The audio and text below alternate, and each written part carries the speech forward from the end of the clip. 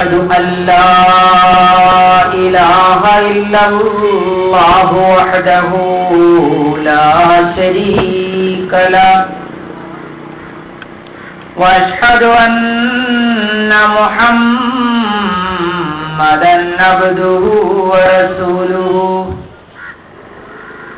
أما بعد فأعوذ بالله من الشيطان الرجيم بسم الله الرحمن الرحيم الحمد لله رب العالمين رب اشرح لي صدري ويسر لي أمري واحلل عقدة من لساني يفقهوا قولي رب زدني علما رب أرني حقائق الأشياء. ആദരണീയരായ അധ്യക്ഷൻ മൗലവി മുഹമ്മദ് അയ്യൂബ് സാഹിബ്, എൻ്റെ പ്രിയപ്പെട്ട സഹോദരന്മാരെ, നാട്ടുകാരെ, ശ്രോതാക്കളെ, അസ്സലാമു അലൈക്കും വറഹ്മത്തുള്ളാഹി വബറകാതുഹു. ഇന്നത്തെ പത്രത്തിൽ നിങ്ങൾ വായിച്ചിട്ടുണ്ടാവും, പാകിസ്ഥാനിൽ തിരഞ്ഞെടുപ്പ് പ്രചാരണത്തിന്റെ അവസാന ദിനം ചോരയിൽ മുങ്ങി. ആരുടെ ചോര? ആരുടെ രക്തം? മുസ്ലിമീങ്ങളുടെ രക്തം, മുസ്ലിമീങ്ങളുടെ ചോര. റസൂൽ കരീം സല്ലല്ലാഹു അലൈഹി വസല്ലം തിരുമേനിയുടെ മേൽ സ്വലാത്ത് ചൊല്ലുന്ന മുസ്ലിമീങ്ങളുടെ രക്തമാണ് അവിടെ ഒഴുക്കപ്പെട്ടത്. ചോര ഒഴുക്കിയതാരാണ്? മുസൽമാൻ. ആരുടെ ചോരയാണ് ഒഴുക്കപ്പെട്ടത്? അതും മുസൽമാന്റെ തന്നെ. ഹദ്റത്ത് മുഹമ്മദ് മുസ്തഫ സല്ലല്ലാഹു അലൈഹി വസല്ലം 1400 വർഷം മുമ്പ് അറഫ മൈതാനിയിൽ നിന്നുകൊണ്ട് വിളംബരം ചെയ്തു, മുസ്ലിമീങ്ങളുടെ രക്തം പരസ്പരം ഹറാമാണ്. ഒരു മുസൽമാന്റെ രക്തം മറ്റൊരു മുസൽമാന് ഹറാമാണ്. റസൂൽ കരീം സല്ലല്ലാഹു അലൈഹി വസല്ലമിന്റെ ഈ പരിപാവനമായ നിർദ്ദേശത്തെ പിമ്പറം തള്ളിക്കൊണ്ട് ശരീഅത്ത് നടപ്പാക്കുന്നു എന്ന് അവകാശപ്പെടുന്ന, ഇസ്ലാമിക രാഷ്ട്രമാകാൻ പോകുന്നു എന്ന് അവകാശപ്പെടുന്ന പാകിസ്ഥാനിൽ മുസൽമാന്റെ കഴുത്തറുക്കുന്നു. ഇത് ഇന്നത്തെ വാർത്തയാണ്. അവിടെ തെരഞ്ഞെടുപ്പ് നടക്കാൻ പോവുകയാണ്. തിരഞ്ഞെടുപ്പ് സുരക്ഷയ്ക്കായി സൈനികരും അർദ്ധസൈനികരുമായ 81,000 പേരെയും 4 ലക്ഷം പോലീസുകാരെയും രാജ്യത്തുടനീളം വിന്യസിച്ചിരിക്കുകയാണ്. 9,000 പോളിംഗ് ബൂത്തുകളാണ് അതിജാഗ്രത ആവശ്യമുള്ളതായി പ്രഖ്യാപിച്ചിരിക്കുന്നത്. പാകിസ്ഥാൻ മുസ്ലിം ഭൂരിപക്ഷ പ്രദേശം, അന്യ സമുദായക്കാർ വളരെ വിരളം. 16 കോടി ജനസംഖ്യയുള്ള പാകിസ്ഥാന്റെ, അതേ മുസ്ലിങ്ങളെ കൊണ്ട് നിറഞ്ഞ പാകിസ്ഥാന്റെ അവസ്ഥയാണിത്. ഹദ്റത്ത് മുഹമ്മദ് മുസ്തഫ സല്ലല്ലാഹു അലൈഹി വസല്ലം ഇന്ന് ജീവിച്ചിരിപ്പുണ്ടായിരുന്നുവെങ്കിൽ ഇങ്ങനെ ഒരു ദുർഗതി മുസ്ലിങ്ങൾക്കുണ്ടാകുമായിരുന്നോ? പാകിസ്ഥാൻ ഉണ്ടാകുമായിരുന്നോ? ഹദ്റത്ത് അബൂബക്കർ റളിയല്ലാഹു തആല അൻഹു ഇന്ന് ലോകത്തെ നിയന്ത്രിച്ചിരുന്നുവെങ്കിൽ, ലോക മുസ്ലിങ്ങളെ നിയന്ത്രിച്ചിരുന്നുവെങ്കിൽ, ആ മഹാത്മാവിന്റെ ഖിലാഫത്ത് നിലനിന്നിരുന്നുവെങ്കിൽ ഇന്ന് പാകിസ്ഥാനിൽ ഈ ചോര ഒഴുകുമായിരുന്നോ? ഹദ്റത്ത് ഉമർ ഫാറൂഖ് റളിയല്ലാഹു തആല അൻഹു ഹദരത്ത് ഉസ്മാൻ ഇബ്നു അഫ്ഫാൻ റളിയല്ലാഹു അൻഹു, ഹദരത്ത് അലി ഇബ്നു അബീ താലിബ് റളിയല്ലാഹു അൻഹു തുടങ്ങിയവർ ഇന്ന് ജീവിച്ചിരുന്നുകൊണ്ട് മുസ്ലിംകൾക്ക് നേതൃത്വം കൊടുത്തിരുന്നുവെങ്കിൽ ഇന്ന് രാവിലെ നമ്മൾ ഈ വാർത്ത വായിക്കുവാൻ നമുക്ക് കഴിയുമായിരുന്നു. എന്തുകൊണ്ട് ഇത് സംഭവിക്കുന്നു സഹോദരന്മാരെ, പ്രത്യേകിച്ച് മുസ്ലിം സഹോദരന്മാരെ? നിങ്ങൾ ചിന്തിക്കൂ. മുഹമ്മദ് മുസ്തഫ സല്ലല്ലാഹു അലൈഹി വസല്ലം തിരുമേനി ഓരോ മനുഷ്യന്റെയും ഉത്തരവാദിത്വം ഏറ്റെടുത്ത വ്യക്തിയായിരുന്നു.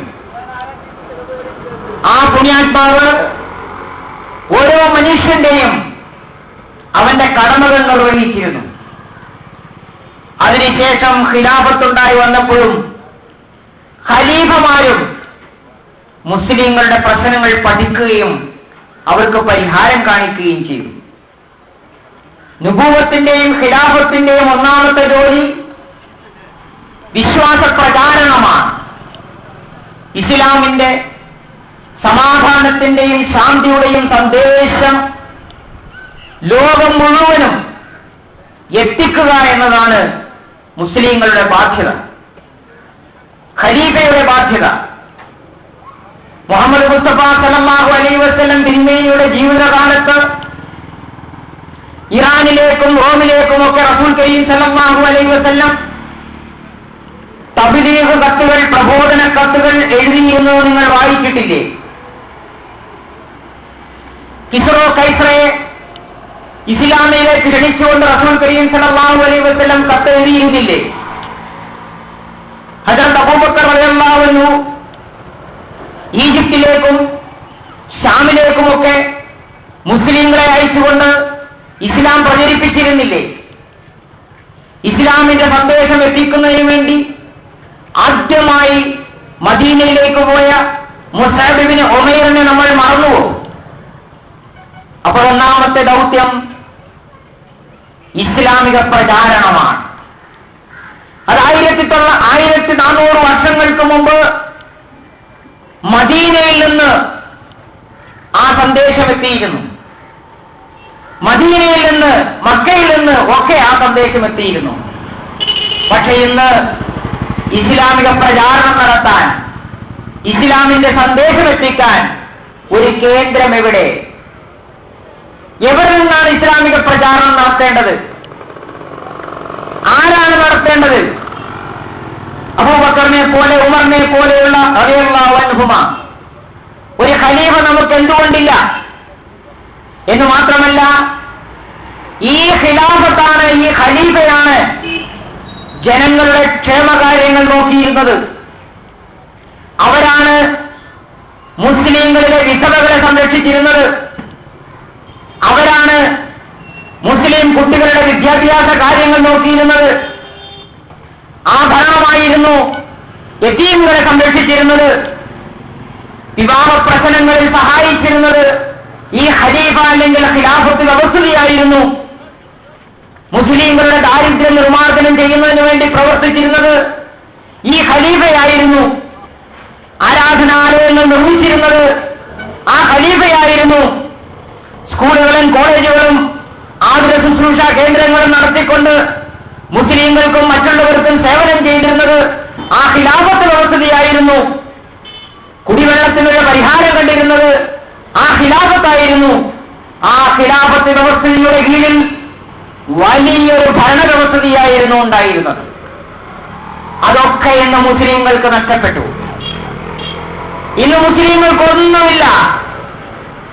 നമ്മുടെ ഒരു പെൺകുട്ടിയെ വീട്ടിൽ നിന്ന് ഇറക്കി വിടണമെങ്കിൽ നമ്മൾ എത്രമാത്രം ദുരിതം അനുഭവിക്കുന്നു. നമ്മളൊരു കുഞ്ഞിനെ സ്കൂളിൽ വിട്ട് പഠിപ്പിക്കണമെങ്കിൽ എത്രമാത്രം സാമ്പത്തിക പ്രശ്നങ്ങളുണ്ട്.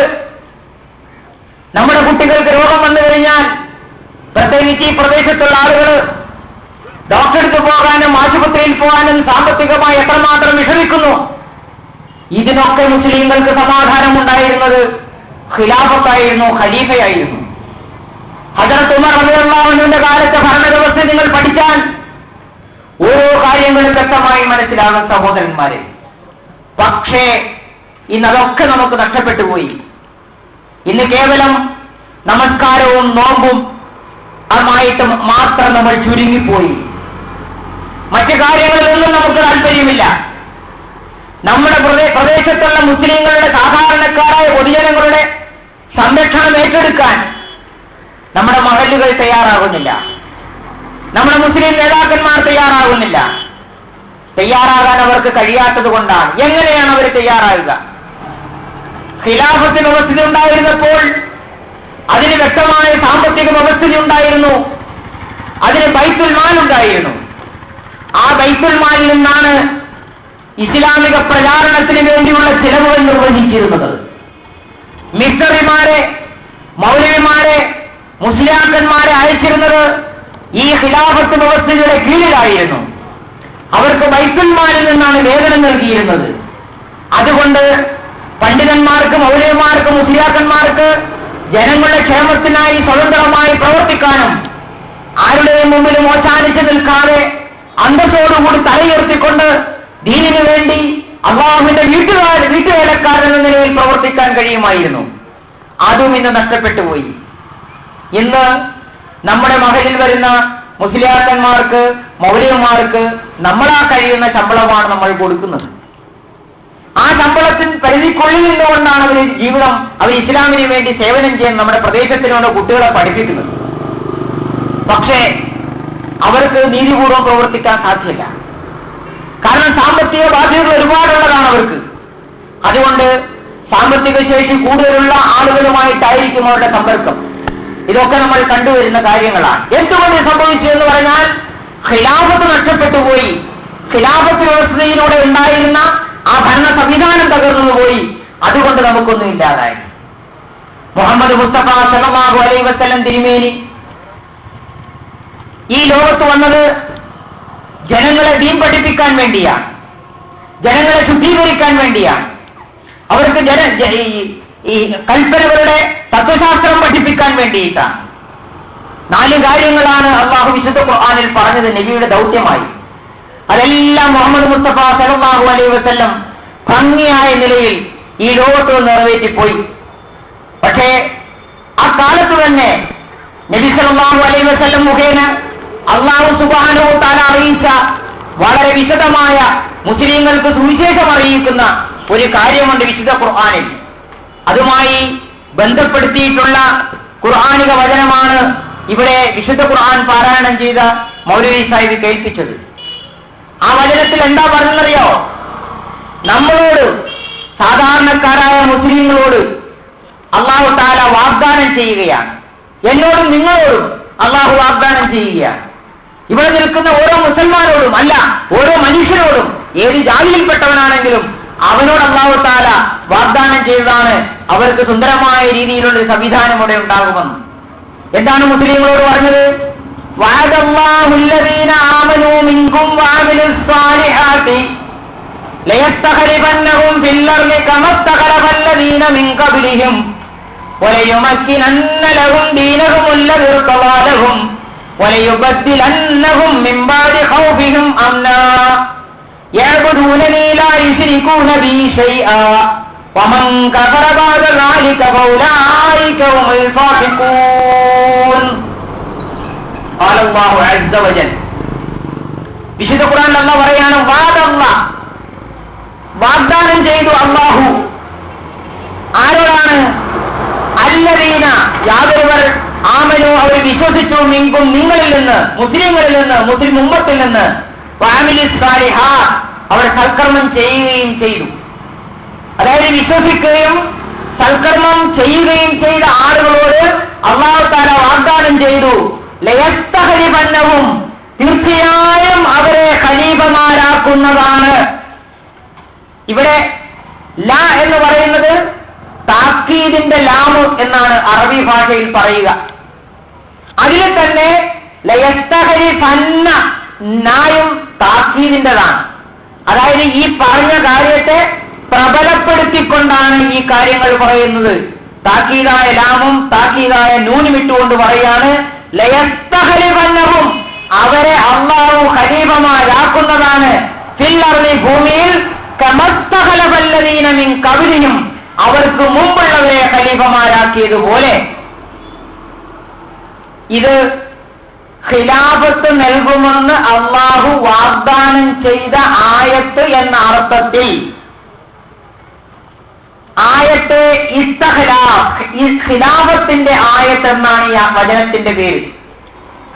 സൂറത്ത് നൂറിലെ 24-ാമത്തെ സൂറത്തിലെ 56-ാമത്തെ വചനമായി ഈ വചനത്തിന് ഇട്ടിരിക്കുന്ന പേര് അള്ളാഹു മുസ്ലിങ്ങൾക്ക് ഖിലാഫത്ത് നൽകുമെന്ന് വാഗ്ദാനം ചെയ്തിട്ടുള്ള ആയത്ത് എന്നാണ് അതിന്റെ പേര്. ഈ ആയത്തിന്റെ അടിസ്ഥാനത്തിലാണ് ഹദ്റത്ത് അബൂബക്കർ റളിയല്ലാഹു തആല അൻഹു ഖലീഫയായത്. ഖിലാഫത്തിന്റെ പരമ്പര തുടങ്ങുന്നത് അവിടെ നിന്നാണ്. എന്നിട്ട് സർവശക്തനായ അല്ലാഹു പറഞ്ഞെന്താണ്?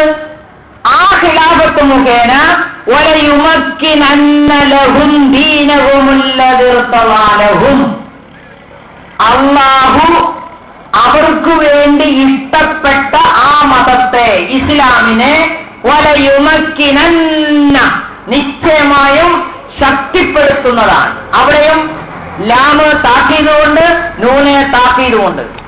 വലയുമക്കിനന്ന, ലാ നന്ന, നൂനെ സക്കീല എന്ന് പറയാ. പ്രബലമായ നിലയിൽ പ്രബലപ്പെടുത്തുന്നതിന് വേണ്ടി വലയുമക്കിനന്ന, തീർച്ചയായും ശക്തിപ്പെടുത്തുന്നതാണ്. ലഹും അവർക്ക്, ദീനഹും അവരുടെ ദീനിനെ, അല്ലീർത്തവാലവും അള്ളാഹു ഇഷ്ടപ്പെട്ട. അപ്പൊ ഖലീഫ മുഖേനയാണ് ദീനിനെ അള്ളാഹു ശക്തിപ്പെടുത്തുന്നത്, പ്രബലപ്പെടുത്തുന്നത്. അതിന്റെ അർത്ഥം ഖിലാഫത്തില്ല എങ്കിൽ ദീൻ ഛിന്ന ഭിന്നമായി പോകും, അതിന് ശക്തി ഉണ്ടാവുകയില്ല. പിന്നെ പറഞ്ഞു വലയുബദ്ദിലന്നഹും മിൻ ബഅദി ഖൗഫിഹിം അംന, ആ ഖിലാഫത്ത് നൽകപ്പെടുന്ന മുസ്ലിങ്ങൾക്ക് അവർക്ക് ഭയമുണ്ടായാൽ തന്നെ അള്ളാഹു ആ ഭയത്തെ സമാധാനത്തിലേക്ക് മാറ്റുന്നതാണ്. മുസ്ലിങ്ങൾക്ക് ഭയമുണ്ടാവുകയില്ല. പിന്നെ പറഞ്ഞു യഅ്ബുദൂനനി ലാ യുശ്രികൂന ബി ശൈഅ, ആ ഖിലാഫത്തുള്ള മുസ്ലിങ്ങളാണ് എന്നെ മാത്രം ആരാധിക്കുന്നത്, അവരെന്നോട് മറ്റാരെയും പങ്കാളികളാക്കുകയില്ല. ഓരോന്നോടും എണ്ണി പറയുകയാണ്. അവസാനം പറഞ്ഞു വമൻ കഫറ ബഅദ ദാലിക, ആരെങ്കിലും അതിനെ നിഷേധിക്കുകയാണെങ്കിൽ ഫൗലായിക ഹുമുൽ ഫാസിഖൂൻ, അവർ തന്നെയാണ് അക്രമകാരികൾ. സഹോദരന്മാരെ, മുഹമ്മദ് മുസ്തഫ സല്ലല്ലാഹു അലൈഹി വസല്ലം തിരുമേനിക്ക് ശേഷം ഈ ഖിലാഫത്ത് രൂപീകരിക്കുക, അതായത് അബൂബക്കർ റളിയല്ലാഹു അൻഹു ബൈഅത്ത് ചെയ്തുകൊണ്ട് മുസ്ലിങ്ങൾ, സഹാബാക്കൾ ഒന്നിച്ചു. ആ ഖുലഫാഉർ റാഷിദീങ്ങളുടെ കാലഘട്ടം ഏകദേശം 30 വർഷമാണ്. എന്തെല്ലാം പ്രശ്നങ്ങൾ ഉണ്ടായെന്നറിയാവോ ആ കാലഘട്ടത്തിൽ? ഒന്നാമത്തേത്, ഹദ്റത്ത് അബൂബക്കർ റളിയല്ലാഹു അൻഹു ഖലീഫയായി ചാർജ് എടുത്ത ആ സന്ദർഭം തന്നെ നമ്മൾ നോക്കുക. മുഹമ്മദ് മുസ്തഫ സല്ലല്ലാഹു അലൈഹി വസല്ലം വഫാത്തായി. ആ മഹാത്മാവിന്റെ പരിശുദ്ധമായ ശരീരം കാണുന്നതിന് വേണ്ടി അബൂബക്കർ റളിയല്ലാഹു അൻഹു വന്നു. റസൂലുള്ളാഹിന്റെ പരിശുദ്ധ നെറ്റിത്തടത്തിൽ മുത്തി. ആ സമയത്ത് സഹാബാക്കൾ വല്ലാത്ത വെപ്രാളത്തിലായിരുന്നു. അവരെ സാന്ത്വനപ്പെടുത്തി, സമാധാനപ്പെടുത്തി. അപ്പോൾ അറിയുന്നു ബനീ സാഅദയുടെ ഭൂമുഖത്ത് അൻസാരികളും മുഹാജിറുകളും തമ്മിൽ പ്രശ്നമാണ്. ഉടനെ അവിടെ ചെല്ലണം, ഇല്ല എങ്കിൽ അവിടെ രക്തപ്പുഴ ഒഴുകും. അതായത് മദീനയിലെ അൻസാറുകൾ, മക്കയിൽ നിന്ന് ഹിജ്റത്ത് വന്നവരെ സഹായിച്ച അൻസാരികൾ എന്നറിയപ്പെടുന്ന സഹാബാക്കൾ, മക്കയിൽ നിന്ന് ഹിജ്റ പോയ മുഹാജിരീങ്ങൾ, ഈ രണ്ടു കൂട്ടരും ബനീ സാഅദയുടെ ഭൂമുഖത്ത് പ്രശ്നത്തിലാണ്. എന്തിന്? അൻസാരികൾ പറയുന്നു ഞങ്ങൾക്കൊരു ഇമാമിനെ വേണം, മുഹാജിറുകൾ പറയുന്നു പറ്റില്ല, ഞങ്ങളിൽ നിന്ന് ഇമാമ് വേണം. ഈ രണ്ട് പ്രശ്നങ്ങൾ കേട്ടപാടെ ഹദ്റത്ത് അബൂബക്കർ റളിയല്ലാഹു അൻഹു ഉമർ റളിയല്ലാഹു അൻഹുവിനെ കൂട്ടിക്കൊണ്ട് നേരെ ബനീ സാഅദയുടെ ഭൂമുഖത്തേക്ക് പോവുകയാണ്. അവിടെ ചെന്നപ്പോൾ സംഘർഷാവസ്ഥ. ഹദ്റത്ത് അബൂബക്കർ സിദ്ദീഖ് റളിയല്ലാഹു അൻഹു രണ്ടു കൂട്ടരോടും പറഞ്ഞു, അല്ലയോ അൻസാർ സഹോദരങ്ങളെ, നിങ്ങൾ അല്ലാഹുവിന്റെ റസൂലിനെ സഹായിച്ചവരാണ്, മക്കയിൽ നിന്ന് ഹിജ്റത്ത് ചെയ്തുന്ന മുഹാജിറുകളെ സഹായിച്ചവരാണ്. നിങ്ങളിൽ നിന്ന് ഞാൻ ഇതല്ല പ്രതീക്ഷിക്കുന്നത്. നിങ്ങൾ റസൂലുള്ളാഹിയോടുള്ള കടപ്പാട് മറക്കരുത്. ബാങ്കിന് ശേഷം ഇൻഷാ അല്ലാഹ് പ്രസംഗം തുടങ്ങുന്നതാണ്. അല്ലാഹു അക്ബർ, അല്ലാഹു അക്ബർ. സഹോദരന്മാരെ, ഞാൻ പറഞ്ഞു വന്നത് ഹദരത്ത് അബൂബക്കർ സിദ്ദീഖ് റളിയല്ലാഹു തആല അൻഹു ബനി സാദയുടെ പൂമുഖത്ത് പോയി ഈ സംഭവം കണ്ട് വളരെ വിഷമിച്ചുകൊണ്ട് അൻസാരികളെ ഉപദേശിച്ചു, മുഹാജിരിങ്ങളെ ഉപദേശിച്ചു. ആ മഹാത്മാവ് പറഞ്ഞു, മുഹാജിരിങ്ങൾ ഖുറൈശികളാണ്, അവര് മറ്റുള്ളവർക്ക് ആധിപത്യം കൊടുക്കുന്നത് ഇഷ്ടപ്പെടുന്നവരല്ല, ഇമാമ അവരിൽ നിന്നുണ്ടാകണമെന്നാണ് അവർ പറയുന്നത്. അൻസാറുകൾ പിന്നീട് വന്നവരാണ്, അതുകൊണ്ട് നിങ്ങൾ വിട്ടുവീഴ്ച ചെയ്യണമെന്ന് പറഞ്ഞപ്പോൾ അൻസാറുകൾ സമ്മതിക്കുകയും അങ്ങനെ അബൂബക്കർ റളിയല്ലാഹു അൻഹു അവരോട് പറഞ്ഞു, ദാ ഇവിടെ അബൂ ഉബൈദയെ പോലുള്ള ആളുകളുണ്ട്, അവർക്ക് ആർക്കെങ്കിലും നിങ്ങൾ ബൈഅത്ത് ചെയ്യുക എന്ന് അബൂബക്കർ പറഞ്ഞപ്പോൾ ഹദ്റത്ത് ഉമർ ഫാറൂഖ് റളിയല്ലാഹു അൻഹു ഹദ്റത്ത് അബൂബക്കർ റളിയല്ലാഹു അൻഹു കൈ പിടിച്ചുകൊണ്ട് പറഞ്ഞു, അങ്ങയേക്കാൾ ശ്രേഷ്ഠരായി ഞങ്ങളിൽ ആരും തന്നില്ല, അതുകൊണ്ട് അങ്ങയാണ് ബൈഅത്തിന് അർഹൻ, ഞങ്ങൾ ബൈഅത്ത് ചെയ്യുന്നതുകൊണ്ട് ബൈഅത്ത് ചെയ്തത്.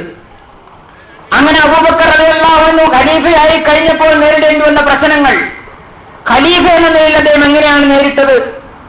ഒന്നാമത്, അവിടെ കള്ള നുബൂവത്തുവാദികൾ ഉണ്ടായിരുന്നു, അവരെ അമർച്ചയണമായിരുന്നു, അവർ വരെ നുബൂവത്തുവാദി നടക്കുകയായിരുന്നില്ല, മറിച്ച് ഇസ്ലാമിക ഭരണത്തിനെതിരിൽ അവർ കുതന്ത്രങ്ങൾ ആസൂത്രണം ചെയ്തുകൊണ്ട് ആ ഭരണത്തെ തകർക്കാൻ ശ്രമിക്കുകയായിരുന്നു. അതുകൊണ്ട് അബൂബക്കർ റളിയല്ലാഹു അൻഹു നേരിടേണ്ടതായി വന്നു. രണ്ടാമത്, സകാത്ത് കൊടുക്കില്ല എന്ന് പറഞ്ഞൊരു വിഭാഗം ഉണ്ടായിരുന്നു. ഹദ്റത്ത് അബൂബക്കർ റളിയല്ലാഹു അൻഹു പറഞ്ഞു, അപ്പൊ ചില ആളുകൾ പറഞ്ഞു, ഇവര് മുർത്തദായി പോവും, മതം ഉപേക്ഷിച്ചു പോവും, അതുകൊണ്ട് അല്പം വിട്ടുവീഴ്ച എന്ന നിലയിൽ അവർക്ക് സകാത്ത് മാപ്പാക്കി കൊടുത്തൂടെ എന്ന് പറഞ്ഞപ്പോൾ ഖിലാഫത്തിന്റെ ആ സ്ഥാനത്തിൽ നിന്നുകൊണ്ട് ഹദ്റത്ത് അബൂബക്കർ സിദ്ദീഖ് റളിയല്ലാഹു അൻഹു പറഞ്ഞു, സകാത്ത് എന്ന് പറയുന്നത് പാവപ്പെട്ടവന്റെ അവകാശമാണ്. മുഹമ്മദ് മുസ്തഫ സല്ലല്ലാഹു അലൈഹി വസല്ലമയുടെ കാലഘട്ടത്തിൽ ഇവർ ഒട്ടകത്തിന്റെ കയറ് സകാത്തായിട്ട് കൊടുത്തിട്ടുണ്ട് എങ്കിൽ ഞാനിത് പിടിച്ചു വാങ്ങും, യുദ്ധം ചെയ്യേണ്ടി വന്നാൽ അതിനെ യുദ്ധം ചെയ്യുമെന്ന് ഖലീഫ ഹദ്റത്ത് അബൂബക്കർ സിദ്ദീഖ് റളിയല്ലാഹു അൻഹു പറഞ്ഞു. നോക്കുക, മുനാഫിക്കുകളുടെ പ്രവർത്തനങ്ങളെ അദ്ദേഹം ഏത് രീതിയിലാണ് നേരിട്ടത്? എല്ലാ ഖിലാഫത്തിന്റെ ബർക്കത്തായിരുന്നു. 2.5 വർഷം നീണ്ടുനിന്ന ഖിലാഫത്ത് വ്യവസ്ഥിതിയിൽ പല രാജ്യങ്ങളും ഇസ്ലാമിന്റെ സന്ദേശം സ്വീകരിച്ചു. അതിനുശേഷം ഉമർ റളിയല്ലാഹു അൻഹു വന്നു. അദ്ദേഹത്തിന്റെ ഭരണവ്യവസ്ഥിതി നമ്മൾ സാധാരണ രീതിയിൽ പഠിക്കുന്നെന്നാണ്, ചരിത്രത്തിൽ പഠിച്ചിട്ടുള്ളതാണ്. എന്തെല്ലാം ഭരണ പരിഷ്കാരങ്ങളാണ് ഉമർ റളിയല്ലാഹു അൻഹു വരുത്തിയത്. ഇതൊക്കെ നമ്മൾ മറക്കാൻ പാടില്ല. സാധാരണക്കാരന്റെ മുസൽമാന്റെ എല്ലാ ആവശ്യങ്ങളും ഖിലാഫത്തായിരുന്നു നൽകിയിരുന്നത്. പക്ഷെ മുഹമ്മദ് മുസ്തഫ സല്ലല്ലാഹു അലൈഹി വസല്ലം തിരുമേനി ആ ഖിലാഫത്ത് തനതായ രീതിയിൽ ഖിയാമത്ത് നാൾ വരെ നിലനിൽക്കും എന്ന് പറഞ്ഞില്ല. നബി സല്ലല്ലാഹു അലൈഹി വസല്ലം പറഞ്ഞു, ഖൈറുൽ ഖുറൂനി ഖർനി സുമ്മല്ലദീന യലൂനഹും സുമ്മല്ലദീന യലൂനഹും സുമ്മ യഫ്ശുൽ കദിബ്. അല്ലോ മുസ്ലിങ്ങളെ, ഏറ്റവും നല്ല നൂറ്റാണ്ട് ഞാനുള്ള ഈ നൂറ്റാണ്ടാണ്, അതിനുശേഷം പിന്നീട് വരുന്ന നൂറ്റാണ്ട്, അതിനുശേഷം പിന്നീട് വരുന്ന നൂറ്റാണ്ട്. പിന്നീട് നബി സല്ലല്ലാഹു അലൈഹി വസല്ലം പറഞ്ഞത് സുമ്മ യഫ്ശുൽ കദിബ്, പിന്നീട് കളവ് പരക്കുമെന്നാണ്. 3 നൂറ്റാണ്ട് കഴിഞ്ഞാൽ, 300 വർഷം കഴിഞ്ഞാൽ മുസ്ലിം ലോകത്ത് കളവ് പരക്കുമെന്ന് 1400 വർഷങ്ങൾക്ക് മുമ്പ് തന്റെ ജീവിതകാലത്ത് തന്നെ മുഹമ്മദ് മുസ്തഫ സല്ലല്ലാഹു അലൈഹി വസല്ലം നമ്മെ അറിയിച്ചിരിക്കുന്നു. ഇതിന്റെ അടിസ്ഥാനത്തിൽ ഖിലാഫത്തിനെ കുറിച്ച് നമ്മൾ പഠിക്കുമ്പോൾ ഈ ആദ്യത്തെ 3 നൂറ്റാണ്ടിൽ അധികവും സാത്വികരായ ഖലീഫമാരുണ്ടായതായിട്ട് കാണാൻ കഴിയും. അത്ര ഭീകര പ്രവർത്തനങ്ങൾ നടത്തുന്ന ആളുകൾ, ഖലീഫമാർ, ഉഗ്രശാസ്ത്രകരായ ഖലീഫമാർ ആ നൂറ്റാണ്ടിൽ വിരളമായിട്ട് ഉണ്ടായിട്ടുള്ളൂ എന്ന് ചരിത്രം പഠിച്ചാൽ നമുക്ക് മനസ്സിലാക്കാൻ കഴിയും. പിന്നെ വിശുദ്ധ ഖുർആനിലൂടെ നമുക്ക് മനസ്സിലാക്കാൻ കഴിയുന്നത് ഈ 300 വർഷം കഴിഞ്ഞാൽ കളവിന്റെ കാലഘട്ടം 1000 വർഷമാണെന്നാണ്. 1000 വർഷം കളവിന്റെ കാലഘട്ടം, ഹൈജ ആഴ്വജിന്റെ കാലഘട്ടം എന്നാണ് നമ്മുടെ മഹാത്മാക്കളായ ആളുകൾ നമുക്ക് പറഞ്ഞു തന്നിരിക്കുന്നത്. അങ്ങനെ 1300 വർഷം, 1300 വർഷം കഴിഞ്ഞാൽ 14-ാം നൂറ്റാണ്ടിന്റെ തലയ്ക്കൽ റസൂൽ കരീം സല്ലല്ലാഹു അലൈഹി വസല്ലം വ്യക്തമായും പറഞ്ഞ കാര്യമാണ്. ഒരു സംശയത്തിന് വിലയില്ലാതെ നബി തിരുമേനി സല്ലല്ലാഹു അലൈഹി വസല്ലം പറഞ്ഞു, 14-ാം നൂറ്റാണ്ടിന്റെ തലയ്ക്കൽ, 13-ാം നൂറ്റാണ്ടിന്റെ അവസാനത്തിൽ ഈ ഉമ്മത്തിനെ സംരക്ഷിക്കുന്നതിന് വേണ്ടി ഇമാം മഹ്ദി അലൈഹിസ്സലാം വെളിപ്പെടുന്നതാണ്. ആ ഇമാം മഹ്ദി അലൈഹിസ്സലാം തന്നെയായിരിക്കും വാഗ്ദത്ത മസീഹ് എന്നും റസൂൽ കരീം സല്ലല്ലാഹു അലൈഹി വസല്ലം പറഞ്ഞു. ലൽ മഹ്ദിയു ഇല്ല ഈസ, മഹ്ദി അല്ലാതെ ഈസ ഇല്ല, ഈസ ഇല്ലാതെ മഹ്ദി ഇല്ല എന്ന് ഇബ്നു മാജയിൽ വ്യക്തമായും റസൂൽ കരീം സല്ലല്ലാഹു അലൈഹി വസല്ലം പറഞ്ഞു.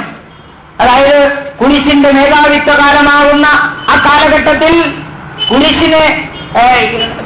കുരിശ് വിശ്വാസികളെ ഇസ്ലാമിലേക്ക് കൊണ്ടുവരുന്നതിന് വേണ്ടി പ്രവർത്തിക്കാനുള്ളത് കൊണ്ട് മസീഹിന്റെ ശിവത്തോടുകൂടിയുമായിരിക്കും മഹദി ഇമാം വരിക എന്നാണ് റസൂൽ കരീം സല്ലല്ലാഹു അലൈഹി വസല്ലം പറഞ്ഞതിന്റെ വിവക്ഷിതം. നമ്മൾ മനസ്സിലാക്കിയിരിക്കേണ്ട ഒരു കാര്യം, ഈ 1300 വർഷം വരെ മുസ്ലിങ്ങളുടെ വാവുപേരുകളിലും ആത്മീയ സഭകളിലുമൊക്കെ ഇമാം മഹ്ദി ചർച്ചാ വിഷയമായിരുന്നു. അതിനുശേഷം മുസ്ലിങ്ങൾ ഇമാം മഹ്ദിയെ കുറിച്ച് മിണ്ടുന്നതേയില്ല. ഇപ്പൊ ഇമാം മഹ്ദി വരുമെന്നുള്ളത് ഒരു മിഥ്യയാണ് എന്ന രീതിയിലാണ് ജനങ്ങളെ പറഞ്ഞു പഠിപ്പിക്കുന്നത്. എന്നാൽ മുഹമ്മദ് മുസ്തഫ സല്ലല്ലാഹു അലൈഹി വസല്ലം പറഞ്ഞ ഈ ഹദീസ് നിങ്ങൾ ശ്രദ്ധിക്കുക. റസൂൽ കരീം സല്ലല്ലാഹു അലൈഹി വസല്ലം പറഞ്ഞു, അൻ ഹുദൈഫത ഖാല ഖാല റസൂലുള്ളാഹി സല്ലല്ലാഹു അലൈഹി വസല്ലമ, ഹദരത്ത് ഹുദൈഫ റളിയല്ലാഹു തആല അൻഹു നിവേദനം ചെയ്യുന്നു, റസൂൽ കരീം സല്ലല്ലാഹു അലൈഹി വസല്ലം പറഞ്ഞു, തകൂനു നുബുവ്വത്തു ഫീകും മാശാ അല്ലാഹു അൻ തകൂൻ, അല്ലാഹു തആല ഇച്ഛിക്കുന്ന കാലം വരെ നിങ്ങളിൽ ഞാനുണ്ടാവും, നുബുവ്വത്ത് നിലനിൽക്കുന്നതാണ്. സുമ്മ യർഫഉ അല്ലാഹു തആല സുമ്മ തകൂനു ഖിലാഫത്തുൻ അലാ മിൻഹാജി നുബുവ്വ, പിന്നീട് അല്ലാഹു തആല അതിനെ ഉയർത്തുകയും പിന്നീട് ആ നുബുവ്വത്തിന്റെ മാർഗത്തിലുള്ള ഖിലാഫത്ത് നിലവിൽ വരികയും ചെയ്യും. പറഞ്ഞു അൻതകൂന, അല്ലാഹു ഇഷ്ടപ്പെടുന്നവരെ നിലനിൽക്കും. സുമ്മ യർഫഉ അല്ലാഹു തആല, പിന്നീട് അല്ലാഹു അതിനെ ഉയർത്തും. സുമ്മ തകൂനു മുൽക്കൻ ആമൻ ഫതകൂനു മാശാ അല്ലാഹ്, പിന്നീട് ബലാത്കാരപൂർവ്വം ഭരണം നടത്തുന്ന ആളുകളുണ്ടാവും, ഭരണാധികാരികൾ വരും.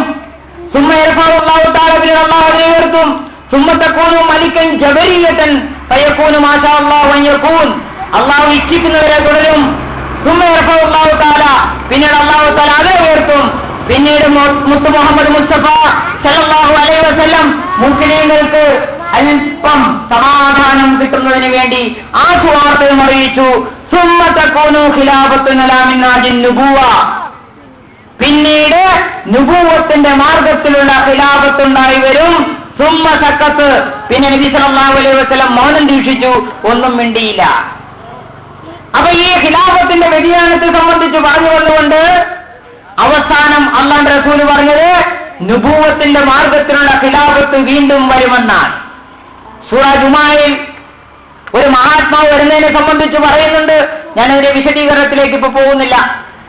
എന്തായാലും വിശുദ്ധ ഖുർആനിൽ നിന്നും തിരു ഹദീസുകളിൽ നിന്നും നമുക്ക് മനസ്സിലാക്കാൻ കഴിയുന്നത്, മൂന്നത്തെ മുസ്ലിമായി റസൂൽ കരീം സല്ലല്ലാഹു അലൈഹി വസല്ലമിന്റെ പിൻഗാമിയായ നബി സല്ലല്ലാഹു അലൈഹി വസല്ലമിനെ പൂർണ്ണമായും അനുസരിച്ചുകൊണ്ടുള്ള ഒരു പ്രതിച്ഛായ എന്ന നിലയിൽ ഒരു നുബുവ്വത്ത് ഉണ്ടാകുമെന്നാണ്. ഇതിനെ നിഷേധിക്കാൻ ആർക്കും സാധ്യമല്ല. ആ നുബുവ്വത്തിന് ശേഷമാണ് ഖിലാഫത്ത് ഉണ്ടാവുക എന്നാണ് പറഞ്ഞിരിക്കുന്നത്. അങ്ങനെ നിങ്ങൾ പഠിച്ചു നോക്കുക, അമവിയ, അബ്ബാസിയ, ഉസ്മാനിയ ഖിലാഫത്തിന്റെ കാലഘട്ടം. ആ ഖിലാഫത്ത് ഇങ്ങനെ ഉണ്ടായി വന്നു. അവസാനം തുർക്കി ഖിലാഫത്തിൽ അത് അവസാനിച്ചു. 1924 മുസ്തഫ കമാൽ പാഷ ബ്രിട്ടീഷ് ഗവൺമെന്റിന്റെ സഹായത്തോടുകൂടി തുർക്കി ഖിലാഫത്തും ഇല്ലായ്മ ചെയ്തു. അങ്ങനെ മുസ്ലിം ലോകത്ത് ഖിലാഫത്ത് എന്ന് പറയുന്ന അശക്തമായ ഭരണവ്യവസ്ഥിതി, മുസ്ലിങ്ങൾക്ക് എന്നും താങ്ങായിരുന്ന ആ ഖിലാഫത്ത് വ്യവസ്ഥിതി നഷ്ടപ്പെട്ടു. മൗലാന അബുൽ കലാം ആസാദ് ഈ ഖിലാഫത്ത് വ്യവസ്ഥയെ സംബന്ധിച്ച് പറഞ്ഞെന്താണെന്നറിയുമോ? ആരായിരുന്നു മൗലാന അബുൽ കലാം ആസാദ്? അദ്ദേഹം ഭൗതികമായ നിലയിൽ ഉയർന്ന വ്യക്തിയാണ്. ഇന്ത്യൻ നാഷണൽ കോൺഗ്രസിന്റെ പ്രസിഡന്റ് ആയിരുന്നു അദ്ദേഹം. അതുപോലെ ഇന്ത്യയുടെ ആദ്യത്തെ വിദ്യാഭ്യാസ മന്ത്രിയായിരുന്നു. അദ്ദേഹത്തിന്റെ ആത്മീയവധം നോക്കിക്കഴിഞ്ഞാൽ വിശുദ്ധ ഖുർആന്റെ ഇംഗ്ലീഷ് പരിഭാഷകനും വ്യാഖ്യാതാവും അൽ ഹിലാൽ, അൽ ബലാഗ് എന്നീ പത്രങ്ങളുടെ ഒരേ സമയം പത്രാധിപരുമായിരുന്നു മൗലാന അബുൽ കലാം ആസാദ്. ഞാൻ ഓതിയ ഈ വാദല്ലാഹുല്ലദീന ആമനൂ മിൻകും വഅമിലു സ്സാലിഹാത്തി എന്ന ആയത്തെ ഇസ്തഗ്ലാ ഓതിക്കൊണ്ട് പ്രസംഗിക്കുകയും തന്റെ മസ്ലഹ ഖിലാഫത്ത് എന്ന ഗ്രന്ഥത്തിൽ 26 മുതൽ 32 വരെയുള്ള ഭാഗങ്ങളിൽ ഇങ്ങനെ എഴുതുകയും ചെയ്തു. അദ്ദേഹം പറഞ്ഞു, എന്താണ് ഖിലാഫത്ത് എന്ന് അദ്ദേഹം വിവരിക്കുകയാണ്. അബുൽ കലാം ആസാദ് അഹമ്മദിയല്ല, അഹമ്മദിയ വിശ്വാസിയുമല്ല. പക്ഷെ ഇസ്ലാമിനോടുള്ള സ്നേഹവും ഖിലാഫത്തിനോടുള്ള ആഗ്രഹവും കൊണ്ട് അദ്ദേഹം അത് എഴുതി, അല്ലെങ്കിൽ അള്ളാഹു എഴുതിപ്പിച്ചു. എന്താ പറഞ്ഞത്? വ്യക്തിഗതമായും വിശ്വാസ സംബന്ധമായും പ്രവൃത്തിപരമായുമുള്ള ജീവിതങ്ങൾക്ക് ഓരോ കേന്ദ്രമുള്ളതായി കാണുന്ന പ്രകാരം തന്നെ സാമുദായികവും മതപരവുമായ ജീവിതത്തിനും കേന്ദ്രമായിരിക്കുന്ന ഒരു ശക്തി ഉണ്ടായിരിക്കേണ്ടത് ആവശ്യമാണ്. അതിൻവണ്ണം അങ്ങനെയുള്ള ഒരു കേന്ദ്രം നിശ്ചയിക്കപ്പെട്ടിട്ടുമുണ്ട്. സമുദായമാകമാനം ഇസ്ലാമിക വിശ്വാസികൾ എല്ലാവരും ആ കേന്ദ്രത്തിന് ചുറ്റുമുള്ള വൃത്തമായിട്ടാണ് പരിഗണിക്കപ്പെട്ടിരിക്കുന്നത്. ആ കേന്ദ്രശക്തിയോട് ഒരു പ്രത്യേക ബന്ധവും അനുസരണവും പരിപൂർണതയോട് വണക്കവും കാണിക്കുകയും അതിന്റെ വിളി കേൾക്കുകയും അതിന്റെ ആജ്ഞാനുസരണം ജീവനും ധനവും ചെലവഴിക്കുക എന്നത് എല്ലാ മുസ്ലിമിന്റെയും ധർമ്മമായി വിധിക്കപ്പെട്ടിരിക്കുന്നു. ഈ ധർമ്മത്തെ അനുഷ്ഠിക്കുന്നത് മൂലമല്ലാതെ അജ്ഞാനാന്ധകാരത്തിൽ നിന്നും പ്രകാശത്തിലേക്ക് വരുവാൻ സാധിക്കുന്നതല്ല. ഇസ്ലാമിൽ ഈ സാമുദായിക കേന്ദ്ര ശക്തിക്ക് ഖലീഫ എന്നും ഇമാം എന്നുമാണ് പറയുന്നത്.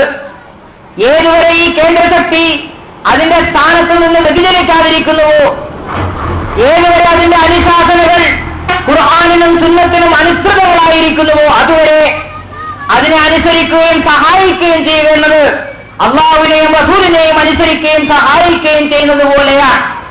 നോക്ക്, ഖിലാഫത്തിനെ അനുസരിക്കൽ അള്ളാഹുവിനെ അനുസരിക്കലാണ്, ഖിലാഫത്തിനെ അനുസരിക്കൽ തിരുനബിയെ അനുസരിക്കലാണ്. വ്യക്തമായ നിലയിൽ പറയുകയാണ് ഖലീഫയുടെ സ്ഥാനത്തെ സംബന്ധിച്ച്. വീണ്ടും പറയുന്നു, ഹസ്രത്ത് ഇബ്നു ഉമറിന്റെ ഒരു നിവേദനത്തിൽ ഇങ്ങനെ വന്നിരിക്കുന്നു. റസൂൽ കരീം സല്ലല്ലാഹു അലൈഹി വസല്ലമിന്റെ ഹദീസ് അദ്ദേഹം ഉദ്ധരിക്കുകയാണ്. അദ്ദേഹം മുസ്ലിങ്ങളോട് പറയുന്നത് നമ്മൾ ചിന്തിക്കേണ്ട പോയിന്റാണത്. ഹസ്രത്ത് ഇബ്നു ഉമറിന്റെ ഒരു നിവേദനത്തിൽ ഇങ്ങനെ വന്നിരിക്കുന്നു, യാതൊരുവൻ ഖലീഫയോടുള്ള അനുസരണത്തിൽ നിന്ന് കൈവരിച്ചു കളയുന്നുവോ, അതായത് അനുസരണക്കേട് കാണിക്കുന്നുവോ, അവൻ ന്യായവിസ്താര നാളിൽ ദൈവസന്നിധിയിൽ ഹാജരാകുന്നത് ഒരു രക്ഷാമാർഗവും ഇല്ലാത്ത അവസ്ഥയിലായിരിക്കും. ഖലീഫയോടുള്ള ബൈഅത്തും അനുസരണമാകുന്ന ബന്ധവും കൂടാതെ ഏതൊരു മുസ്ലിം ഐഹികവാസം വെടിയുന്നുവോ, ഏതൊരു മുസ്ലിം മരിച്ചു പോകുന്നുവോ, അവൻ തീർച്ചയായും ജാഹിലിയ്യത്തിന്റെ മരണം വരിക്കുന്നതാണ്. യാതൊരുവൻ ജമാഅത്തിൽ നിന്ന് പിരിഞ്ഞു നിൽക്കുന്നുവോ, അവൻ ഇസ്ലാമിക വൃത്തത്തിൽ നിന്ന് പുറത്തായവനായിരിക്കും. തിരുമതിയിലുള്ള ഹദീസ് ഉദ്ധരിച്ചുകൊണ്ട് അദ്ദേഹം പറയുകയാണ്, അതായത് യാതൊരുവൻ ഖലീഫയോടുള്ള അനുസരണത്തിൽ നിന്ന് ഒഴിഞ്ഞു നിൽക്കുന്നുവോ അവന്റെ സങ്കേതം നരകമായിരിക്കും എന്ന് തന്നെ. മസ്ലഹ ഖിലാഫത്ത് പേജ് 26 മുതൽ 32 വരെ. ഖിലാഫത്തിന്റെ പ്രാധാന്യം സഹോദരന്മാരെ മനസ്സിലായോ? ഖിലാഫത്ത് എന്ന് പറയുന്ന ആത്മീയ ഭരണാധികാരി നമ്മുടെ മുകളിൽ ഇല്ല എങ്കിൽ നമ്മൾ മരിക്കുന്നത് ജാഹിലായിട്ടായിരിക്കും, അവിശ്വാസിയായിട്ടായിരിക്കുമെന്നാണ് മൗലാന അബുൽ കലാം ആസാദ് അക്കാലത്തുള്ള മുസ്ലിങ്ങളോട് പറയുന്നത്. അദ്ദേഹം എഴുതി വെച്ചതുകൊണ്ട് ഇക്കാലത്തുള്ള മുസ്ലിങ്ങളും അത് വായിക്കുന്നത്. തീർന്നില്ല, നിങ്ങൾക്ക് ഏവർക്കും അറിയാം അലി സഹോദരന്മാരെ കുറിച്ച്. ഷൗക്കത്ത് അലി, മുഹമ്മദ് അലി സഹോദരന്മാർ ഇന്ത്യയുടെ സ്വാതന്ത്ര്യത്തിന് വേണ്ടി പടപൊരുതിയ വ്യക്തികൾ. മൗലാന മുഹമ്മദ് അലി സാഹിബ് ഖിലാഫത്ത് പോയപ്പോൾ എന്താ പറഞ്ഞെന്നറിയുമോ? കേൾക്കുക. ഖിലാഫത്ത് പുനഃസ്ഥാപന പ്രസ്ഥാനത്തിന് നേതാവായി തീർന്ന മൗലാന മുഹമ്മദ് അലി സാഹിബ് തന്റെ മൈ ലൈഫ് എ ഫ്രാഗ്രന്റ് എന്ന ആത്മകഥയിൽ ആത്മഹത്യാശ്രമം എന്ന അധ്യായത്തിൽ എഴുതുന്നു, എല്ലാ പ്രതീക്ഷകളുടെയും കേന്ദ്രമെന്ന നിലയിൽ 5 നൂറ്റാണ്ടിലധികമായി മുസൽമാന്മാർ പരമപരിപാലനമെന്ന് കരുതിപ്പോന്ന കോൺസ്റ്റാന്റിനോപ്പിൾ, അതായത് ഉസ്മാനിയ ഖിലാഫത്ത് തകരാൻ പോവുകയാണെന്ന് കേട്ടപ്പോൾ ഞാൻ അത്യധികം ദുഃഖപരവശനായി. ഭാരിച്ച നിരാശ കാരണം, ഈ ഖിലാഫത്ത് വൈപ്പോവല്ലേ എന്നുള്ള ഭാരിച്ച നിരാശ കാരണം അന്ന് രാത്രി തന്നെ ഞാൻ എന്റെ ജീവിതത്തിനും പൂർണ്ണ വിരാമമിടാൻ തുനിഞ്ഞെന്ന പരമാർത്ഥം ഇപ്പോൾ മാത്രമാണ് തുറന്നു പറയുന്നത്. മൗലാന മുഹമ്മദ് അലിയുടെ ആത്മകഥ പേജ് 59, വിവർത്തകൻ UA വീരാൻ. എന്താ പറയുന്നത്? ഖിലാഫത്ത് നഷ്ടപ്പെട്ടപ്പോൾ മുഹമ്മദ് അലി സാഹിബ് ആത്മഹത്യക്കൊരുങ്ങി. ഖിലാഫത്തിന്റെ പ്രാധാന്യം മനസ്സിലായോ നമുക്ക്? പിന്നെ സയ്യിദ് അബുൽ ഹസൻ അലി നദവി അലീമിയ, അദ്ദേഹം ഖിലാഫത്തിനെ കുറിച്ച് പറയുന്നു, 14ാം ശതകം ആരംഭിക്കുമ്പോൾ ഉസ്മാനിയ ഖിലാഫത്ത് അതിന്റെ ശക്തിയോടും വ്യാപ്തിയോടും കൂടി നിലനിൽക്കുകയായിരുന്നു. സുൽത്താൻ അബ്ദുൽ ഹമീദ് ഖാൻ രണ്ടാമന്റെ ഭരണകൂടം മുസ്ലിം ലോകത്തിന് തണൽ നൽകി. എന്നിട്ട് അദ്ദേഹം തുറന്നു പറയുന്നു, ഇസ്ലാമിക ഖിലാഫത്തിന് പുതിയൊരു ചൈതന്യവും മുസ്ലിം ലോകത്ത് ഇസ്ലാമിക ഐക്യത്തിന്റെ നവോന്മേഷവും ഉണ്ടാക്കിയത് അബ്ദുൽ ഹമീദ് ആയിരുന്നു. ഹറം ഷരീഫിന്റെ സംരക്ഷണ ചുമതലയും ഖിലാഫത്ത് പദവിയും ഏറ്റെടുത്ത ഉസ്മാനിയ ഭരണകൂടം മുസ്ലിങ്ങളുടെ പുണ്യഭൂമികൾക്കുള്ള ഒരു ഉരുക്കുകോട്ടയായിരുന്നു. ഇസ്ലാമിക സമൂഹത്തിന്റെ ശക്തിയും പ്രതാപവുമായിരുന്നു ഉസ്മാനിയ ഭരണകൂടം. എന്നിട്ട് അലീമിയ അബുൽ ഹസൻ അലി നദവി പറയുന്നു, പക്ഷേ ഈ അപാരമായ അനുഗ്രഹത്തെ മുസ്ലിങ്ങൾ അവമതിച്ചു. ഖിലാഫത്തിന് കീഴിൽ വിശാലമായൊരു ഇസ്ലാമിക സാമ്രാജ്യം ഉണ്ടാകുന്നത് വലിയൊരു അനുഗ്രഹമായിരുന്നു. പക്ഷേ അത് കാണാൻ മുസ്ലിങ്ങൾക്ക് അന്ന് കഴിയുകയുണ്ടായില്ല. ക്രിസ്താബ്ദം 1909 സുൽത്താൻ അബ്ദുൽ ഹമീദ് ഖാൻ സ്ഥാനഭ്രഷ്ടനാക്കപ്പെട്ടു. 1909 അബ്ദുൽ ഹമീദ് ഖാൻ സ്ഥാനഭ്രഷ്ടനാക്കപ്പെട്ടതോടുകൂടി ആ ഖിലാഫത്ത്, അതേ അബൂബക്കർ റളിയല്ലാഹു അൻഹു തുടങ്ങിയ ആ ഖിലാഫത്ത് നാമമാത്രമായി അവശേഷിച്ചിരുന്നുവെങ്കിലും അതും ഇല്ലാതായി എന്ന് അബൂൽ ഹസൻ അലി നദവി പറയുകയാണ്. പിന്നീട് 2-3 ഖലീഫമാരുണ്ടായിട്ടുണ്ട്. ഒന്നാമത് സുൽത്താൻ റഷീദ് ഖലീഫയായി വന്നു, പിന്നീട് സുൽത്താൻ വഹീദുദ്ദീൻ ഖാൻ വന്നു, പിന്നീട് സുൽത്താൻ അബ്ദുൽ മജീദ് എന്നിവർ ഖലീഫയായി. പക്ഷെ അബൂൽ ഹസൻ അലി നദവി ഈ 3 പേരെയും ഖലീഫയായി അംഗീകരിക്കുന്നില്ല. അവർ വെറും പാവകളായിരുന്നു എന്നാണ് അദ്ദേഹം എഴുതിയിട്ടുള്ളത്. ഇനി ഈ തുർക്കി ഖിലാഫത്ത് മുസ്തഫ കമാൽ പാഷ ഇല്ലാതാക്കിയെന്ന് ഞാൻ പറഞ്ഞല്ലോ. എത്ര ക്രൂരമായ നിലയിലായിരുന്നു എന്നറിയാമോ ഉണ്ടായത്? ആ സംഭവം നിങ്ങൾ അറിഞ്ഞിരിക്കേണ്ടതാണ്.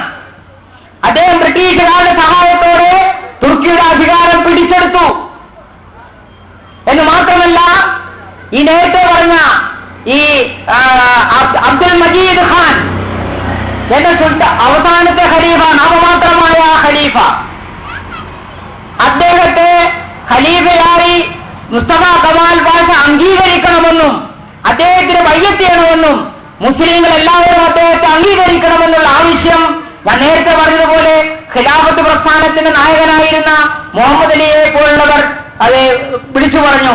അവർ പ്രസ്താവന ഇറക്കി. ഈ പ്രസ്താവന വെളിയിൽ വന്നതോടുകൂടി മുസ്തഫ കമാൽ പാഷ ചെയ്തെന്താണെന്നറിയോ? അദ്ദേഹം ഉടനെ തന്നെ തുർക്കിയുടെ പാർലമെന്റ് വിളിച്ചുകൂട്ടുകയും പെട്ടെന്നൊരു ബില്ല് കൊണ്ടുവരികയും അങ്ങനെ ഖിലാഫത്തില്ല എന്ന് പ്രഖ്യാപിക്കുകയും ചെയ്തു. അതോടുകൂടി ഖിലാഫത്തെ ഇല്ലാതായി. എന്നിട്ട് അദ്ദേഹം അടങ്ങിയിരുന്നു ഇല്ല. അക്കാലത്തുണ്ടായിരുന്ന പണ്ഡിതന്മാരെയൊക്കെ അദ്ദേഹം വീട്ടിലേക്ക് അവിടേക്ക് വിളിച്ചു വരുത്തി, ദർബാറിലേക്ക് വിളിച്ചു വരുത്തി. 7000 പണ്ഡിതന്മാർ, 7000-ലേറെ പണ്ഡിതന്മാർ അവിടെ സന്നിഹിതരായി എന്നാണ് ചരിത്രം പറയുന്നത്. 7000-ഓളം വരുന്ന പണ്ഡിതന്മാരെ വരിവരിയായി നിർത്തിക്കൊണ്ട് മുസ്തഫ കമാൽ പാഷ, രണ്ടും മുസ്ലിമാണ്, മുസ്തഫ കമാൽ പാഷ 7000 പണ്ഡിതന്മാരെയും മെഷീൻ ഗൺ ഉപയോഗിച്ച് വെടിവെച്ചു കൊല്ലുകയാണ് ചെയ്തത്. എന്നിട്ട് ആ മയ്യത്തിന്റെ അടുത്ത് നിന്നുകൊണ്ട് അദ്ദേഹം അറബിയിൽ ചെയ്ത പ്രഭാഷണത്തിൽ പറഞ്ഞതിന്റെ മലയാള വിവർത്തനം ഇങ്ങനെയാണ്. എന്താ അദ്ദേഹം പറഞ്ഞത്? അത്തിമരത്തിന്റെയും ഒലിമരത്തിന്റെയും മലകളുടെയും പാറകളുടെയും കഥ പറയുന്ന ആ ജാഹിലിയ്യ കാലഘട്ടത്തിലേക്ക് തുർക്കി ജനതയെ ഇനി ഞാൻ മടക്കി അയക്കാൻ ഉദ്ദേശിക്കുന്നില്ല. അതായത് ഈ ഖിലാഫത്തും ഈ പണ്ഡിതന്മാരുമാണ് ജാഹിലിയങ്ങൾ എവിടെ ഉണ്ടായിക്കൊണ്ടിരിക്കുന്നത്. അത് റസൂലുള്ളാഹിക്ക് മുമ്പുള്ള ജാഹിലിയ്യ കാലഘട്ടത്തിലേക്ക് മുസ്ലിങ്ങളെ കൊണ്ടുപോകുന്നതാണ്. അതുകൊണ്ട് ഞാൻ അനുവദിക്കുകയില്ല എന്ന് പറഞ്ഞുകൊണ്ടാണ് ഈ മുസ്ലിങ്ങളെയൊക്കെ വെടിവെച്ചു കൊന്നത്. എത്ര ക്രൂരമായിരുന്നു അത്! അപ്പൊ നമുക്ക് ആ ഖിലാഫത്ത് ഇല്ലാതായി. നമുക്കതുകൊണ്ട് എന്താ നഷ്ടമായത്? ഒരു ആത്മീയമായ പ്രസ്ഥാനം ഇല്ലാതായി, മുസ്ലിങ്ങൾക്കില്ലാതായി. അന്ന് മുതൽ ഇങ്ങോട്ട് നോക്കിക്കഴിഞ്ഞാൽ മുസ്ലിം ലോകത്ത് പ്രശ്നങ്ങളുടെ മേൽ പ്രശ്നങ്ങളെ കാണാൻ കഴിയുകയുള്ളൂ. എവിടെ നോക്കിയാലും പ്രശ്നങ്ങളാണ്. നമുക്കിത് പരിഹരിക്കാൻ കഴിയുന്നില്ല. ഖിലാഫത്ത് ഉണ്ടാകണമെന്ന രീതിയിൽ പല രീതിയിലുള്ള പ്രവർത്തനങ്ങളും നടന്നിരുന്നു. ആദ്യമായിട്ട് ഈ ഉസ്മാനിയ ഖിലാഫത്ത് ഇല്ലാതായതോടുകൂടി അത് അവസാനിപ്പിച്ചപ്പോൾ അറബികളുടെ നേതാവായിരുന്ന ഷരീഫ് ഹുസൈൻ ഖിലാഫത്തിന്റെ അവകാശിയായി സ്വയം മുന്നോട്ട് വന്നു. ഒരു ചെറിയ സംഭവം ചരിത്രം ഞാൻ പറയുകയാണ്. അബ്ദുൽ മജീദ് ഖാൻ സ്ഥാനഭ്രഷ്ടനാക്കപ്പെട്ടു. ഖിലാഫത്തില്ല ഇല്ലാതായതോടുകൂടി അറബികളുടെ നേതാവായിരുന്ന ഷരീഫ് ഹുസൈൻ ഈ ഖിലാഫത്തിന്റെ അവകാശിയായി സ്വയം മുന്നോട്ട് വന്നു.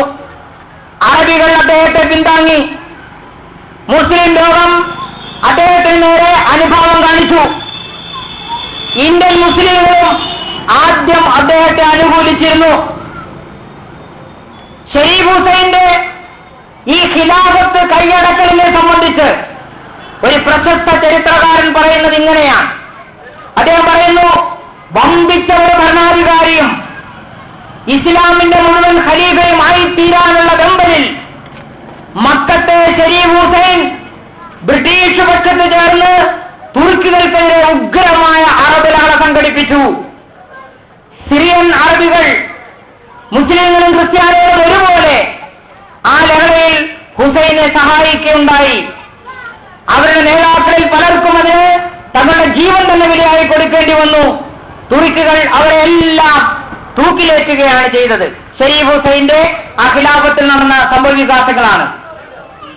എന്നാൽ ഇതിനിടയിൽ ഈ സംഭവം നടന്നുകൊണ്ടിരിക്കുമ്പോൾ ഇബ്നു സഊദ്, അതെ, ഇന്നത്തെ സൗദി അറേബ്യയുടെ ശില്പി എന്ന് വേണമെങ്കിൽ പറയാം, ഇബ്നു സഊദ് ആ രംഗം കൈയടക്കി. അദ്ദേഹം എന്ത് ചെയ്തു? ഷരീഫ് ഹുസൈന്റെ വിശ്വരൂപം ജനങ്ങളുടെ മുമ്പിൽ വിളിച്ചു പറയാൻ തുടങ്ങി. അറബികളെയും മുസ്ലിം ലോകത്തെയും ഷരീഫ് ഹുസൈൻ ഇതിൽ ഇറക്കി വിട്ടു. അതിനെ സംബന്ധിച്ച് ചരിത്രകാരൻ പറയുന്നു, ബ്രിട്ടീഷുകാർ ഹുസൈന് നൽകിക്കൊണ്ടിരിക്കുന്ന പിന്തുണ പതുക്കെ പിൻവലിച്ചു. അയാൾക്ക് നൽകിക്കൊണ്ടിരുന്ന സഹായധനം അവർ നിർത്തിക്കളഞ്ഞു. പലതും വാഗ്ദാനം ചെയ്യപ്പെട്ട പാവം ഹുസൈൻ അതിവേഗത്തിൽ മുന്നേറിക്കൊണ്ടിരുന്ന പ്രബലനായ ഒരു ശത്രുവിന്റെ മുമ്പിൽ നിരാശ്രയനും നിസ്സഹായനുമായി തീർന്നു. അതായത് ഇബ്നു സഊദിന്റെ മുമ്പിൽ. ഇനി ഇബ്നു സഊദ് എന്ന് പറയുന്നത് തന്ത്രജ്ഞനായ ഇബ്നു സഊദ് ബ്രിട്ടീഷ് സഹായത്തോടെ അറബിൽ തന്നെ സഊദി രാജവാഴ്ച ആരംഭിച്ചു. അതാണ് ഇന്ന് നിലനിൽക്കുന്നത് രാജഭരണം. സൈനിക നടപടികളിലൂടെ അദ്ദേഹം മക്ക കീഴടക്കി. യുദ്ധം ചെയ്തിട്ടാണ് മക്ക കീഴടക്കിയത്. മക്കയിൽ ബോംബിടാൻ പോലും മടിച്ചില്ല. ആര്? ഇബ്നു സഊദ്. പിന്നീട് ഹിജാസ് മുഴുവനും പിടിച്ചടക്കി. വഹാബി പ്രസ്ഥാനത്തിന്റെ, നമ്മളിന്ന് പറയുന്ന മുജാഹിദ് പ്രസ്ഥാനം, ആ വഹാബി പ്രസ്ഥാനത്തിന്റെ നേതാവായിരുന്ന ഇബ്നു സഊദ് അറേബ്യയിൽ സ്വാധീനം നേടുമെന്ന് കണ്ടപ്പോൾ ബ്രിട്ടീഷുകാർ അദ്ദേഹത്തെ പിന്താങ്ങി.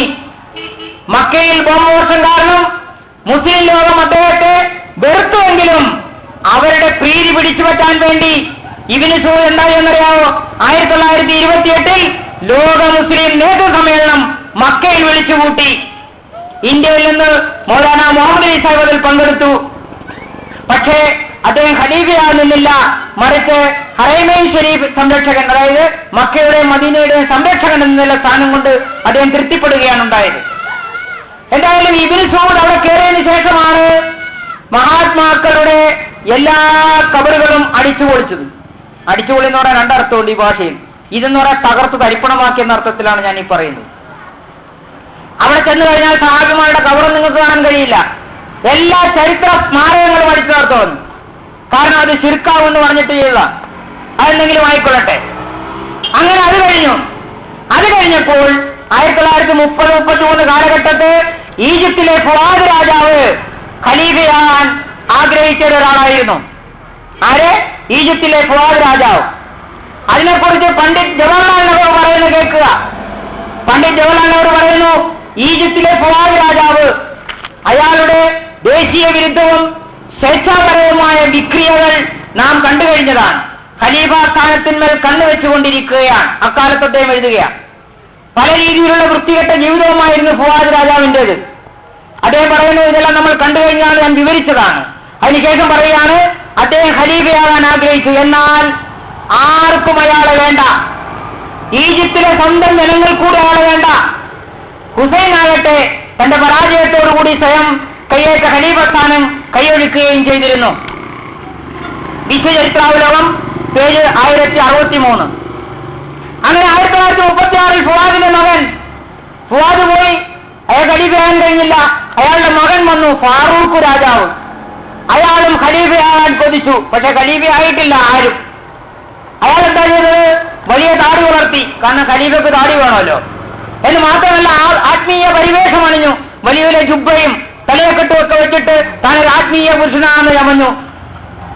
അപ്പോഴത്തേക്ക് ജഫർലാ ഖാൻ സാഹിബ്, ലോ കോടതിയുടെ ജഡ്ജിയായിരുന്ന ജഫർലാ ഖാൻ സാഹിബ് അദ്ദേഹത്തെ ഉപദേശിച്ചു, ഈ പണിയൊന്നും വേണ്ട, ഇതിലൊന്നും നിൽക്കണ്ട, ഇത് വളരെ മോശപ്പെട്ട കാര്യമാണ്, അതുകൊണ്ട് നിങ്ങൾ ഇതിൽ നിന്ന് പിന്മാറണം, ഖലീഫയാകാൻ ആഗ്രഹിക്കണ്ട എന്ന് പറഞ്ഞു. പക്ഷെ അയാൾ എന്താ ചെയ്യുന്നറിയാവോ? ജഫർലാ ഖാനെതിരെ നേരെ തിരിഞ്ഞു. കാരണം ജഫർലാ ഖാന്റെ അഹമ്മദിയാണ്. അയാൾ ഈജിപ്തിലെ മുഫ്തിയായിരുന്ന മഖ്ലൂഫിനെ ജഫർലാ ഖാനെതിരെ കുഫ്രത്ത് പ്രവർത്തിക്കാൻ പ്രേരിപ്പിക്കുകയും പാകിസ്ഥാനിൽ അഹമ്മദികൾക്കെതിരെ പ്രക്ഷോഭത്തിന് പ്രചോദനം നൽകുകയും ചെയ്യുകയുണ്ടായി. എന്നാൽ ഇസ്രായേലിനെതിരായ യുദ്ധത്തിൽ ഈജിപ്ത് പരാജയപ്പെട്ടു. ജനരോഷം ആളിക്കത്തി. അതിന് കാരണക്കാരൻ ഫാറൂഖായിരുന്നു. തുടർന്ന് അബ്ദുൽ നാസറിന്റെ നേതൃത്വത്തിൽ നടന്ന വിപ്ലവത്തിന്റെ ഭാഗമായി ജനറൽ നജീബ് അധികാരം പിടിച്ചെടുത്തു.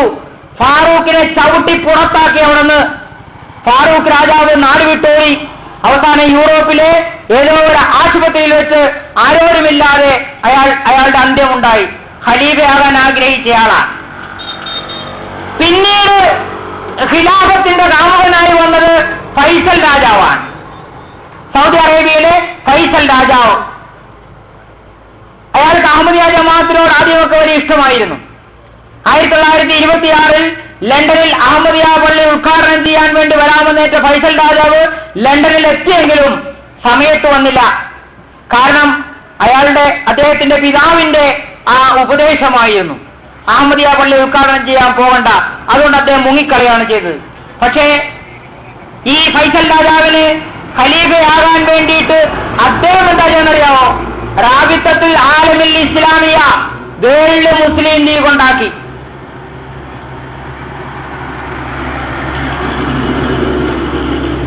വേൾഡ് മുസ്ലിം ലീഗ് ഉണ്ടാക്കി. എന്തിനു വേണ്ടി? ആ കമ്മിറ്റിയിൽ ഖലീഫയെ തെരഞ്ഞെടുക്കാൻ വേണ്ടി. എന്ന് മാത്രമല്ല, ഉസ്മാനിയ ഖിലാഫത്തിന്റെ കീഴിലുണ്ടായിരുന്ന റസൂൽ കരീം സല്ലല്ലാഹു അലൈഹി വസല്ലമിന്റെ തിരുശേഷിപ്പുകളുണ്ടല്ലോ, റസൂൽ കരീം സല്ലല്ലാഹു അലൈഹി വസല്ലം ധരിച്ചിരുന്ന വസ്ത്രം, അതുപോലെ മറ്റു സാധനങ്ങൾ ഉപയോഗിച്ചിരുന്ന വടിയൊക്കെ, അതൊക്കെ ഉസ്മാനിയ ഖിലാഫത്തിന്റെ കീഴിലാണ് ഉണ്ടായിരുന്നത്. അതൊക്കെ വിലക്ക് വാങ്ങുവാനുള്ള തീരുമാനമെടുത്തു. കാരണം അത് വന്നു കഴിഞ്ഞാൽ പിന്നെ ഖലീഫയാണെന്നാണ് വിചാരിച്ചത്. പക്ഷെ എന്തുമായിക്കോട്ടെ, ഈ തീരുമാനമെടുക്കുന്നതിന് വേണ്ടി ഖലീഫ പ്രഖ്യാപനത്തിന്റെ മുന്നോടിയായിക്കൊണ്ട് ലാഹോറിൽ ഒരു മുസ്ലിം ഉച്ചകോടി വിളിച്ചു ചേർത്തു ഭൂട്ടോയുടെ നേതൃത്വത്തിൽ. അന്ന് ഭൂട്ടോ അവിടുത്തെ പ്രധാനമന്ത്രിയാണ്. 28 കോടി രൂപയാണ് ഭൂട്ടോയ്ക്കന്ന് നൽകിയത്. എന്നിട്ട് ആ യോഗത്തിൽ വെച്ചാണ് അഹമ്മദിയ ജമാഅത്തിനെതിരെ കുഫർ ഫത്വ പുറപ്പെടുവിക്കുന്നത്. കാരണം അഹമ്മദിയ ജമാഅത്തിന്റെ ഖിലാഫത്തോട് നിലനിൽക്കുമ്പോൾ അദ്ദേഹത്തിന് ഖലീഫയാകാൻ കഴിയുകയില്ല. ഖലീഫയുടെ പ്രശ്നം വന്നാൽ അത് ഇങ്ങനൊരു പ്രശ്നം ഉണ്ടാവും, അതുകൊണ്ട് അഹമ്മദികളെ വെച്ചേക്കാൻ പാടില്ല എന്ന രീതിയിൽ അഹമ്മദികൾക്കെതിരെ പോരാടാൻ തുടങ്ങി. അങ്ങനെ ചുരുക്കി പറയട്ടെ, എന്തായാലും ഫൈസൽ രാജാവിനെ അദ്ദേഹത്തിന്റെ മരുമകൻ എന്ന് പറഞ്ഞാൽ സഹോദരി പുത്രൻ വെടിവെച്ചു. അതോടുകൂടി അതും കഴിഞ്ഞു. ഇപ്പോഴത്തെ ഭൂട്ടോ എല്ലാ രീതിയിലുള്ള സഹകരണം ചെയ്തു കൊടുത്തിരുന്നു. പക്ഷെ ഭൂട്ടോയുടെ ദുർഗതി എന്തായി? അത് നമുക്കറിയാം. ഒരു സുപ്രഭാതം നമ്മൾ കേൾക്കുന്നത് എന്താണ്? അദ്ദേഹത്തെ അടിച്ചു കൊന്നിട്ട് തൂക്കിലേറ്റിന്നാണ്, കെട്ടിത്തൂക്കി. ആര്? സിയാഉൽ ഹക്കിന്റെ ഭരണകൂടം പിന്നീട് വന്നേ. അങ്ങനെ ഈ ഖലീഫ മോഹികൾ ഓരോരുത്തരും ഈ ലോകത്തു നിന്ന് വേർപെടാനുണ്ടായ കാരണം എന്താണെന്നറിയുമോ സഹോദരന്മാരെ? ഇവർക്കൊക്കെ വിജയിക്കാമായിരുന്നു. കാരണം പണത്തിന് യാതൊരു കുറവുമില്ല, ജനപിന്തുണയ്ക്കൊരു കുറവുമില്ല. പക്ഷെ അല്ലാഹു തആല വാഗ്ദാനം ചെയ്ത ഖിലാഫത്തിൽ പറഞ്ഞിട്ടുള്ളത്, നിങ്ങൾ വിശ്വാസികളാകണം, സൽക്കർമ്മകാരികളാകണം, അപ്പോഴാണ് ഞാൻ ഖിലാഫത്ത് നൽകുക എന്നാണ്. ഈ വന്ന ഖലീഫമാരാകാൻ ആഗ്രഹിച്ച ആരിലും തന്നെ അവരുടെ ജീവിതം പരിശോധിച്ച് നോക്കിക്കഴിഞ്ഞാൽ അവർ വിശ്വാസികളുമല്ല, സൽക്കർമ്മകാരികളുമല്ല എന്ന് വ്യക്തമായി മനസ്സിലാവും. പിന്നെങ്ങനെയാണ് ഖലീഫയാവുക? ഇവിടെയാണെങ്കിലോ അല്ലാഹു സുബ്ഹാനഹു തആല ഇമാം മഹ്ദി അലൈഹിസ്സലാമിനെ അയച്ചുകൊണ്ട് അവന്റെ സുന്നത്തനുസരിച്ച് ഖിലാഫത്ത് വ്യവസ്ഥ നിരൂപീകരിച്ചു കഴിഞ്ഞു. മഹാനായ ഇമാം മഹ്ദി അലൈഹിസ്സലാം മുഖേന ഹദ്റത്ത് അബൂബക്കർ സിദ്ദീഖ് റളിയല്ലാഹു അൻഹു തുടങ്ങിയ ഖിലാഫത്ത് വീണ്ടും ഇവിടെ പുനഃസ്ഥാപിക്കപ്പെട്ടു. ആ ഖിലാഫത്ത് വന്നതോടുകൂടി ഇവിടത്തെ ഈ നാമമാത്രമായ ഖിലാഫത്ത് ഇല്ലാതായത് പിൻവലിക്കുകയാണ് ചെയ്തത്. സഹോദരന്മാരെ മനസ്സിലാക്കുക, ഈ വിഷയമായിട്ടാണ് എനിക്ക് നിങ്ങളോട് ചിലത് പറയാനുള്ളത്. ഒന്നാമത്തെ നമുക്കറിയാം, ഇന്ന് ലോകത്ത് 120 കോടി മുസ്ലിങ്ങളുണ്ട്. ഈ